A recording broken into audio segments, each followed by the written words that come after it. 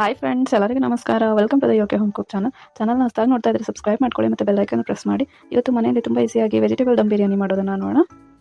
ಇದಕ್ಕೆ ನಾನು 1 ಕಪ್ ಆಗೋಷ್ಟು ಹೂಕೋಸನ್ನು ತೊಗೊಂಡಿದ್ದೀನಿ, 1 ಕಟ್ ಮಾಡಿರೋ ಆಲೂಗಡ್ಡೆ,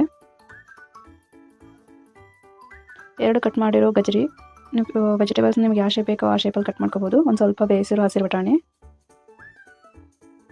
ಒಂದು ಸ್ವಲ್ಪ ಹುರಿದಿರೋ ಫ್ರೈಡ್ ಮಾಡಿರೋ ಉಳ್ಳಾಗಡ್ಡೆ, 1 ಚಮಚ ಆಗೋಷ್ಟು ಅಲ್ಲ ಬೆಳ್ಳುಳ್ಳಿ ಪೇಸ್ಟ್ ಹಾಕಿ, 2 ಚಮಚ ಆಗೋಷ್ಟು ಬಿರಿಯಾನಿ ಮಸಾಲ, 1 ಚಮಚ ಆಗೋಷ್ಟು ಧನಿಯಾ ಪೌಡರ್, 1 ಚಮಚ ಆಗೋಷ್ಟು ಕಾಶ್ಮೀರಿ ರೆಡ್ ಚಿಲ್ಲಿ ಪೌಡರ್, ಒಂದು ಅರ್ಧ ಚಮಚ ಅರಿಶಿನ, ಅರ್ಧ ಚಮಚ ಗರಂ ಮಸಾಲ, ರುಚಿಗೆ ತಕ್ಕಷ್ಟು ಉಪ್ಪು ಹಾಕಿ, 1 ಕಪ್ ಆಗೋಷ್ಟು ಮೊಸರು ಹಾಕೊಳ್ಳಿ.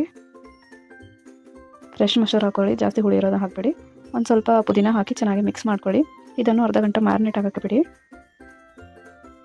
ಅರ್ಧ ಗಂಟೆ ಆದಮೇಲೆ ಒಂದು ಕಡೆಯಲ್ಲಿ 4 ರಿಂದ 5 ಚಮಚ ಆಗೋಷ್ಟು ಎಣ್ಣೆ ಹಾಕಿ, ಒಂದು ಪಲಾವ್ ಎಲೆ, 1-2 ಲವಂಗು, ದಾಲ್ಚಿನ್ನಿ, 1 ಚಮಚ ಆಗೋಷ್ಟು ಸಾಸಿವೆ ಜೀರಿಗೆ ಹಾಕಿ, ಮತ್ತು ಮ್ಯಾರಿನೇಟ್ ಮಾಡಿರೋ ಎಲ್ಲ ವೆಜಿಟೇಬಲ್ಸ್ ಹಾಕ್ಕೊಳ್ಳಿ.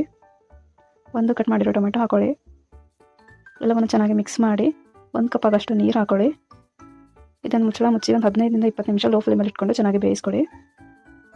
15 ರಿಂದ 20 ನಿಮಿಷ ಆದಮೇಲೆ ಚೆಕ್ ಮಾಡ್ಬೋದು, ವೆಜಿಟೇಬಲ್ ಚೆನ್ನಾಗಿ ಕುದ್ದಿದೆ, ಮಸಾಲಾನು ಕೂಡ ಕುದ್ದಿದೆ. ಗ್ಯಾಸ್ ಫ್ಲೇಮನ್ನು ಆಫ್ ಮಾಡಿ 1 ಲೇಯರ್ ಆಗೋಷ್ಟು ಬಾಸ್ಮತಿ ರೈಸ್ ಹಾಕಿ ಬೇಯಿಸಿರೋ ಈ ಥರ ಸ್ಪ್ರೆಡ್ ಮಾಡ್ಕೊಳ್ಳಿ ಎಲ್ಲ ಕಡೆ. ಒಂದು ಸ್ವಲ್ಪ ಫ್ರೈಡ್ ಆನಿಯನ್ ಹಾಕೊಳ್ಳಿ, ಒಂದು ಸ್ವಲ್ಪ ಕಟ್ ಮಾಡಿರೋ ಪುದೀನ, ಕೊತ್ತಂಬರಿ ಹಾಕೊಳ್ಳಿ,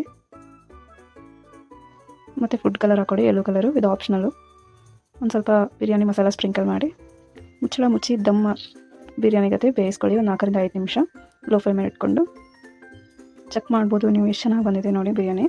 ನೀವು ನಿಮ್ಮ ಮನೆಯಲ್ಲಿ ಒಂದ್ಸಲ ಟ್ರೈ ಮಾಡಿ ನೋಡಿ. ವೆಜಿಟೇಬಲ್ ದಮ್ ಬಿರಿಯಾನಿ ರೆಸಿಪಿ ರೆಡಿಯಾಗಿದೆ. ಈ ರೆಸಿಪಿ ನಿಮಗೆ ಇಷ್ಟ ಆದರೆ ಲೈಕ್ ಮಾಡಿ, ಶೇರ್ ಮಾಡಿ ಮತ್ತು ಕಮೆಂಟ್ ಮಾಡಿ.